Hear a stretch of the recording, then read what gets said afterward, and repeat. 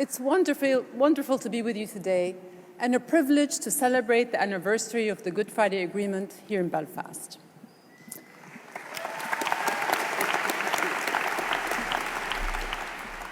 When I think back to 1998, the year the agreement was signed, I think of my late father-in-law, His Majesty King Hussein. His face was weathered for more than 45 years, leading in a troubled part of the world, a region where we, like the people of Northern Ireland, had endured too many decades of bloodshed. I distinctly remember when the Good Friday Agreement was signed. I happened to be with His Majesty that day, having a casual conversation over dinner, with the TV in the background. I remember how his face just lit up at the news. If they can do it in Northern Ireland, then we in the Middle East can too, he said. King Hussein's hope defied the violence and loss that marked his own life. When he was only 15, he saw his beloved grandfather shot dead at the gates of Al-Aqsa Mosque in Jerusalem. One of the assassin's bullets struck him too, but was deflected by a medal on his chest. I've always wondered if that's why King Hussein lived the rest of his years so fully. He saw our time on earth for what it is, finite, fragile, and never to be taken for granted.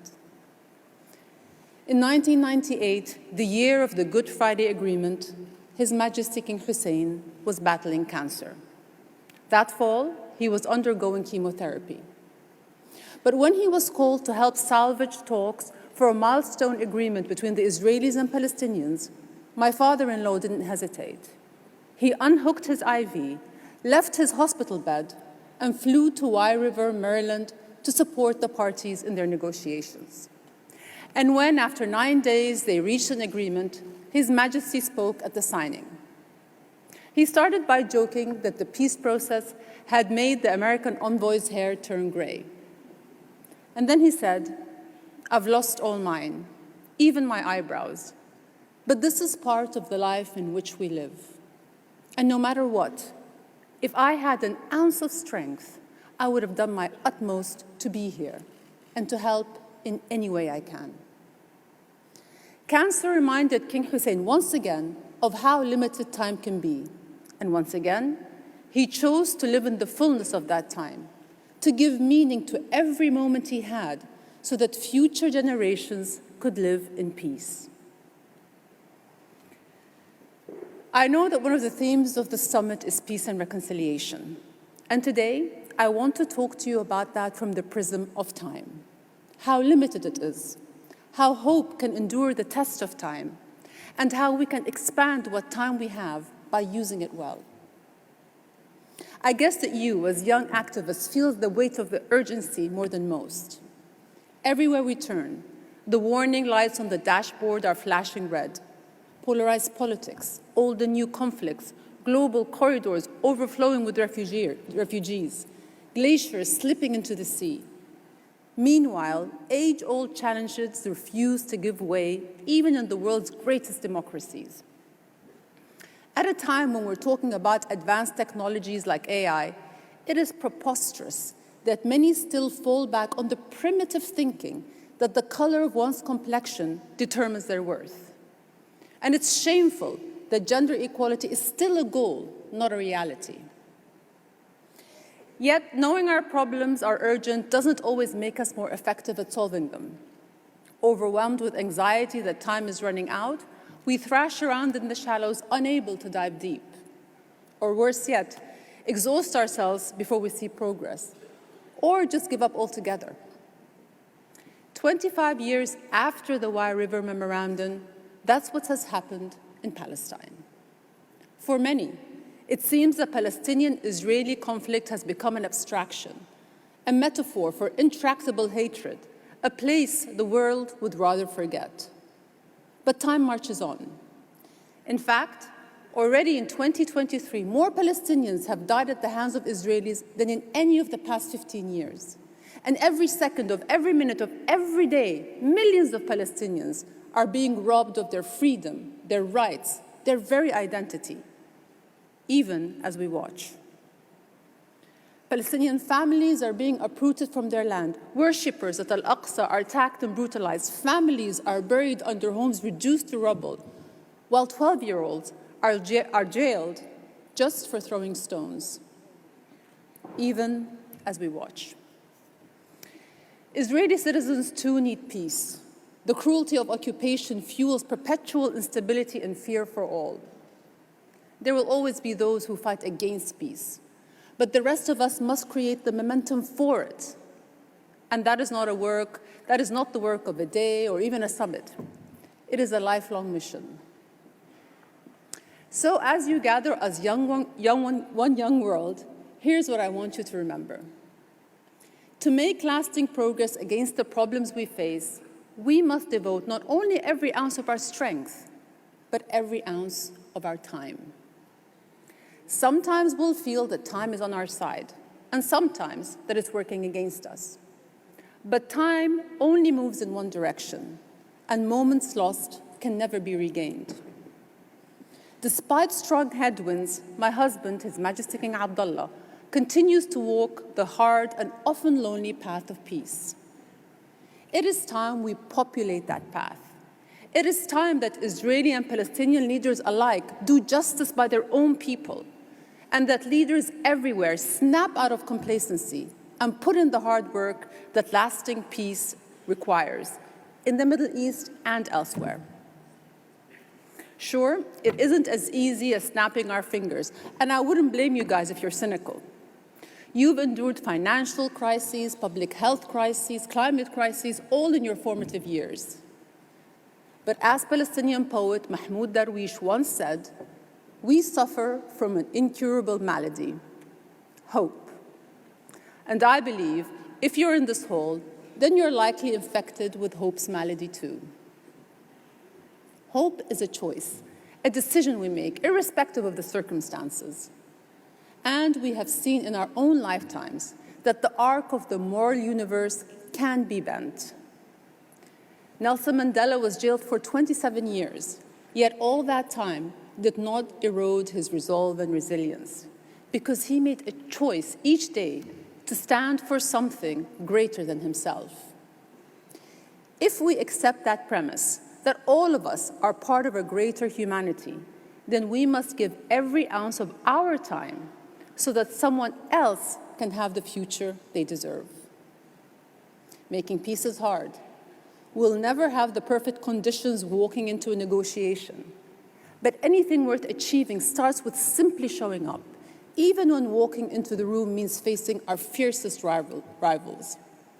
Sometimes the hatreds are deeply entrenched, and sometimes we'll walk in with grief, like Ireland's former Prime Minister, Bertie Ahern, who flew from the Good Friday talks to his mother's funeral and back again.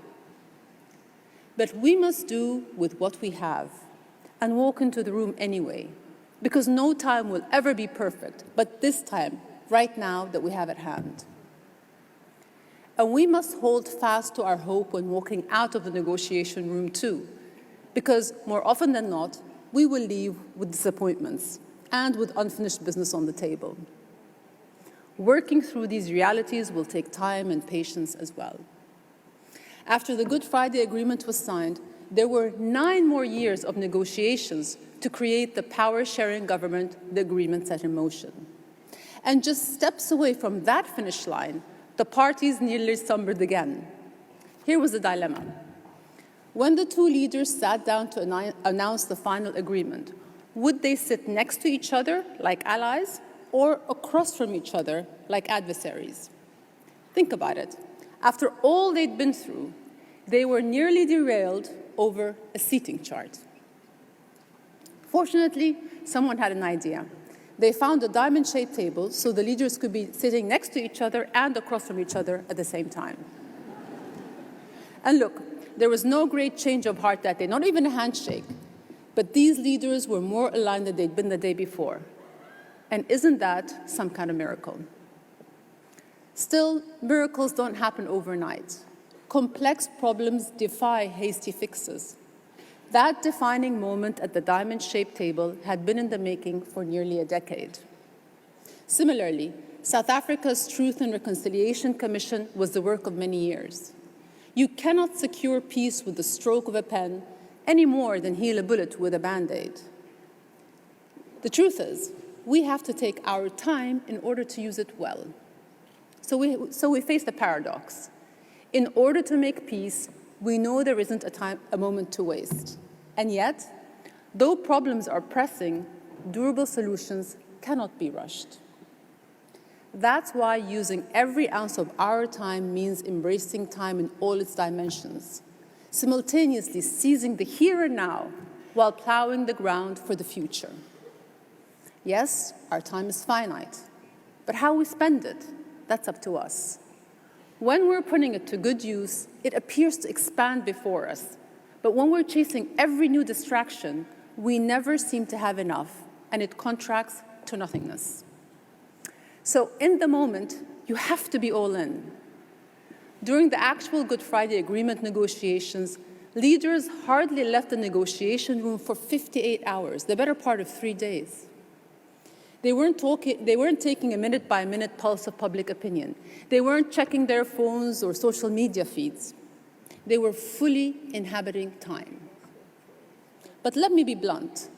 Today, many political leaders cater to the now.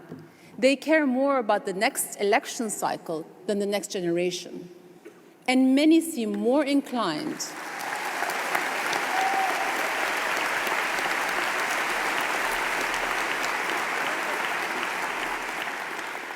And many leaders seem more inclined to break treaties rather than broker them.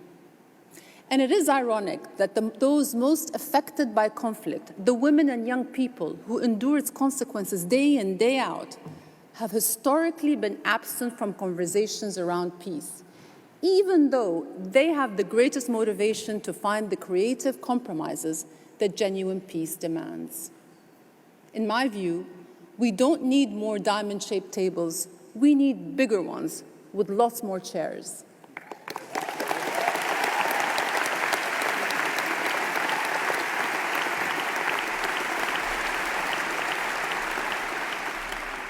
And this is why I'm so inspired to be here. Young people like you already understand the power of collective action. And the work you are doing as One Young World Ambassadors is proof that determined people can have impact. Every project you undertake, in a way, is its own peace process. Each is cause for just a little bit of awe, a hope kept flickering for a better tomorrow, a miracle in the making. And there will be moments when that feeling of awe casts a shining light over everything and gives us the fulfillment we need to fight another day.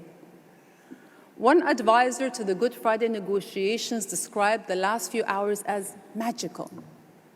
They were so close to peace and so tired that one person walked into a wall, like literally walked into an actual wall. Well, we all may hit the wall now and then. We all may sometimes grow weary. And sometimes we may feel that however far we travel, all we see is the long road ahead. But look around you and remember, you will never be alone. What binds us is that we are all inhabiting this time, this moment. This is our lap to run. There are those who came before us and others who will come after us. But right now, as long as we live and breathe, we've been entrusted with humanity's baton. And if we apply every ounce of our time, we can push through every headwind, finish our race, and pass on a better world for those who follow. Thank you all very much.